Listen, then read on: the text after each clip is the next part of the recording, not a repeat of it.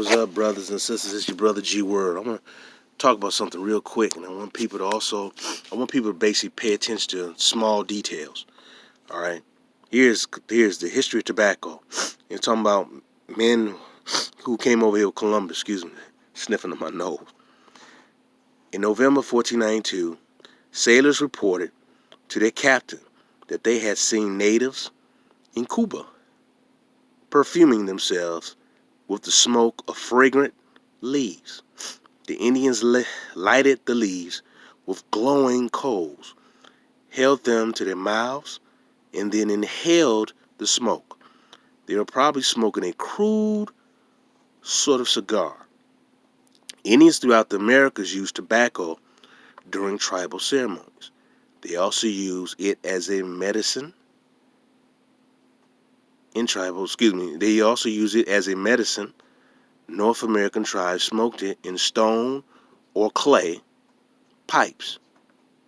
The Pumas of Arizona smoked cigarettes, which were made by filling reeds with tobacco.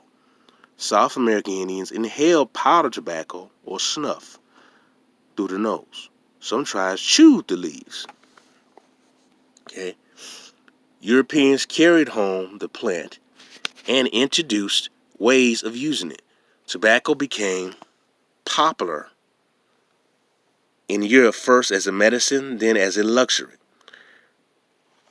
Okay, then it goes on to say Spaniards established tobacco plantations in the West Indies in the 16th century. Colonists in Virginia began successful tobacco cultivation in 1612 under the leadership of John Rolfe. It was the first commercial crop of the American colonies and their chief export for many years. Production gradually spread to many parts of the world. And I'm going to stop right there. Okay, as you hear, as I just read, tobacco is indigenous to the Americas. Now, I might have shown in the past, but I can give you places where you can do the research to get this, to obtain this information. Is that there are images of little black people in Americas with tobacco leaves, crown, tobacco skirt, and then it has a long tobacco pipe where they smoke it. Some of them have the leaves, the crown leaves, and then some of them have a turban on their head with a feather, and they smoking tobacco. Some of them are naked with just a turban on their head, but they have a long tobacco pipe. Tobacco was a natural plant here in America, like they said, as well as cocaine. Cocaine was found in some Egyptian mummies. High Egyptian dignitaries had cocaine in their system. Now, cocaine is natural to South America. I'm saying this because all these Pan-Africans, a lot of these people saying that we did not come to the ancient Americas. There's no proof the so-called blacks were in ancient America. Well, you had cocaine in the system of ancient Egyptian pharaohs, as well you have images of Aboriginal blacks here in the Americas smoking tobacco, with long tobacco pipes, man. We've been here. And it's getting kind of sickening that I hear brothers and sisters who were trying to deny this and downplay this and just trying to say that we came over here as slaves. Man, that's got to stop. That really got to stop. We were all over the world, and majority of us over here did not come over here from a boat from Africa. We were already here. I've said this over and over again. I'm going to continue to repeat this, man. It really bugs me how some Negroes think. All right, I'm going. I'm going to get this book. A Pure. I highlighted it before. This is a good book. It costs around $99, $100. It's called The Implications and Ramification of the Artificial Black Identity of a Legal Chronology of the Americas, 1492 to 1968, concise and definitive. And this is the second edition. Now, I want to show you something. Now, show you something in this book, and it's really, you need to catch your eye. Here it is. Sister with the tobacco pipe. Now, this basically talk about blacks in America. This is a sister with a tobacco pipe. I don't have any other images in this book showing the other blacks, but you can go on, I believe, was it Pinterest? You can type up Aboriginal blacks in America, and you'll see a bunch of pictures of Aboriginal black, either figures or paintings showing short black people with long tobacco-type pipes in their mouth. And they have them, men and women. So this is nothing new and unusual. Look, my grandmother, on my mother's side, she's from Arkansas, and she used to have a snuff. And she used to smoke that snuff and spit it out in a little cup, man. You know what I'm saying? And then my other relatives on her side of the family used to have a tobacco pipe. See, they're from Arkansas. On my other side of the family is from Alabama. All right? And some of them are from Mississippi and Louisiana. But that was a part of the culture things they did. They knew about the tobacco farms. They knew all about that. My thing is explaining to this.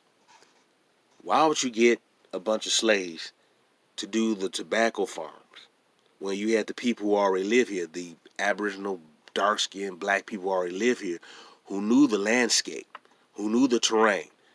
Why would you get foreigners to do the work when you already had the people here? My saying is this: people use common sense. The original blacks who made slaves did not come from Africa. They were already here in America. They did not, I'm going to repeat this again. The original blacks who were made into slaves were already here in America. They did not come from Africa. A lot of them ended up becoming slaves because you had traitorous blacks along with Mongoloids and black Europeans alongside white Europeans, and the mulatto black Europeans betrayed them. Particularly, unfortunately, some black tribes in their lust to take over empires and rulership and over land betrayed other black tribes, and the people, and they worked with the Mongoloids who they adopted into their tribes to dethrone them, and then eventually those brothers and sisters became slaves. They did not bring them from Africa, man. They were already here. All right, it's just something. Some of this stuff is just common sense. You have to really put the pieces together, but you have to understand the black civilizations on the other side of the Atlantic. You have to understand they had great monumental structures already here, gold roads, gold paved streets that connected to different cities. We had that here, man. Railroad system before these white folks came over here. We had that here. You have to understand that. But also, I want to show you this image here. Look at this sister. Okay, she's naked, you know. But look how she looks. All right. Look at these brothers right here. Tell me what you notice. Now I said before, that brothers and sisters here did not necessarily call themselves black.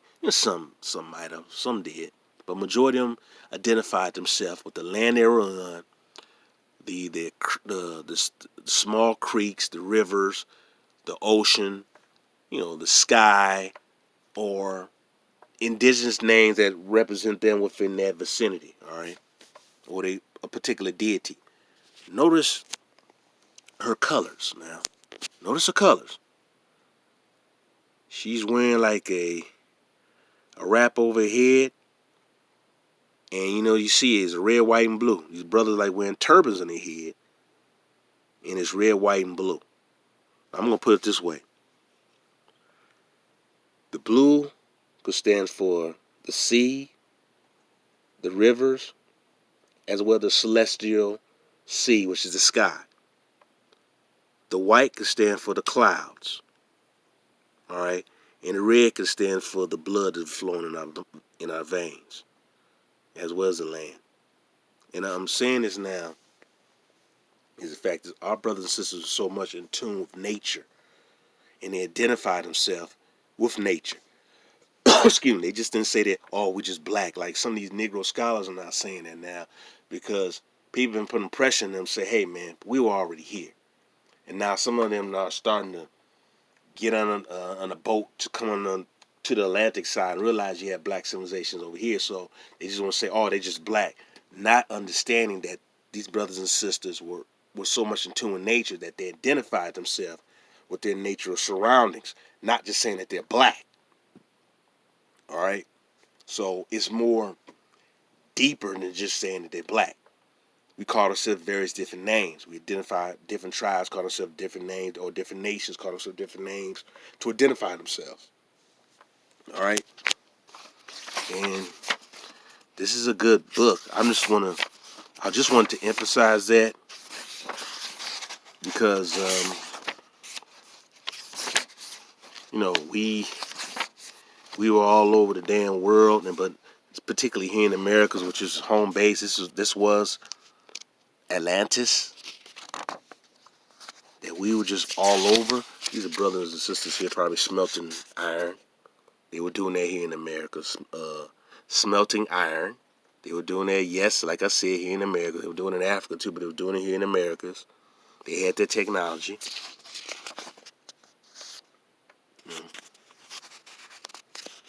We need to understand. Look at this. We need to understand that we are more than the African slaves. I keep emphasizing that, man. I keep emphasizing that over and over and over and over again. And we need to truly come to grips about our true history and stop being afraid and feel like we're offending other people. Look at this brother with his Afro pups, man. This comes from a book. They took these pictures from a book that was written in the late 1700s. It's a long title, a very long title. But I like to show the images and show you this brother looked like, to some degree, what's his name, James Baldwin. These are Aboriginal blacks that are here in America. All right. And no, look at this brother right here with the combed out afro. Look like a 1968, 69, 70 Jackson 5 afro, man. Look at this. Notice the colors red, white, and blue. So these white folks even stole that from us, man. This is our history. We've been here. We just didn't get here or just brought here on a slave ship. We've been here. And I want to emphasize about the tobacco because, like I said, I just showed you one picture, but there's so many images. I can just go to the site, Pinterest, I think that's what it is, that shows you, and just type up Aboriginal blacks, and it'll show you many different blacks. Statues, as well as pictures of short black people smoking tobacco pipes, like I said earlier. Smoking tobacco, long wooden tobacco pipes. And I made references to my grandmother, who she used to put the snuff in her mouth and spit it out, as well she had the tobacco pipe. All right? So our people did that. And that's something that was not unusual to us. We did that here. That's something that individual Aboriginal black Americans have done here. Not saying that you came from Africa and did that. No. Indigenous Aboriginal black people did that here in America, man. I want brothers and sisters to really understand that and to really get deep with the detail. This is what I've been studying for years. So you got to get really deep with the detail. Understand these people stolen everything from us, man. Everything. Our colors, our culture, our language, every damn thing, and they bastardized it. So we're going to have to really come to grips about our identity has been hijacked and stolen and given to someone else. And we really need to come to grips also is basically all these individuals who want to deny that our ancient ancestors are already here and that this is our land. We need to see them for the sellouts that they really are. We need to see that, man. We need to understand that people who look like us traveled the globe. Many of us had is just ideology that we just brought over here on a large boat on the Atlantic, but not understanding that we were already here. The first blacks who were made slaves were already here. Why would you get someone, like I said earlier, thousands of miles away who do not know the terrain here to basically grow tobacco? It doesn't make any sense. It really doesn't make any sense. We were already here. All right, so I want brothers and sisters to continue. Like I said, I'm going to drop this information and let people know we were already here. So this is a good book. that just was cost around like $99 to $100. It's a good book, but I'm mentioning also how we also traveled around the world. Is this book? I mentioned this author before, R.J. Jezrehoy, and it's the Ancient Egyptian Survivals in the Pacific. This is a good book too because it talks about the Egyptians not only going to the Pacific, but there's so many cultural practices that are done in the Pacific that is relatable to the ancient Egyptians. All right, so we traveled around the world, we traveled around the planet, and we use boats to do that. We use boats to do that. I'll repeat this again. We use boats to do that. We traveled around the world using boats, ships. In many instances, not only we use reed ships and papyrus ships, but we use damn wooden ships. I'm emphasizing that because so many of our brothers and sisters believe that we just were in West Africa, landlocked, that we didn't know how to sail around the damn world. There's some brothers and sisters over there, but there's many brothers and sisters over here, as well as Europe, as well as Asia, as well as the Pacific and Australia. You have to understand, we traveled the damn world. We traveled the damn world. I'm going to repeat this again. We traveled the damn world. We knew, we had maps, and we navigated the damn planet. So you have to understand that, brothers and sisters. So please try to understand that, man. All right, this is your brother G World. 7_D. I want to talk about the tobacco piece because that's something we really, really, really got to wake up to. Understand that you hear these people talking about these Pan-Africans just thinking that we just came in on a slave ship when we already were here. All right, we were already here. And I just gave you another source. I mentioned this book before. I talked about this book, but I did not show it to you. I'm going to read some stuff from this book in another post coming up in the future, because we really need to understand that not only we sailed the world, but we had a strong home base here. Not everyone died from smallpox. That stuff was a way to basically explain away the Aboriginal black population that was already here. All the Indians died from smallpox. They all died off. They died off from diseases from the Europeans. Man, that's not totally true. All right. In fact, that's not true. Period. All right. Some people died off, but not everyone died off. That's a lie. So this is your brother G World again. Just kind of threw that piece out there about the tobacco and the cocaine piece. Saturday night chilling at the house. And I'll come at you another time. Peace and love.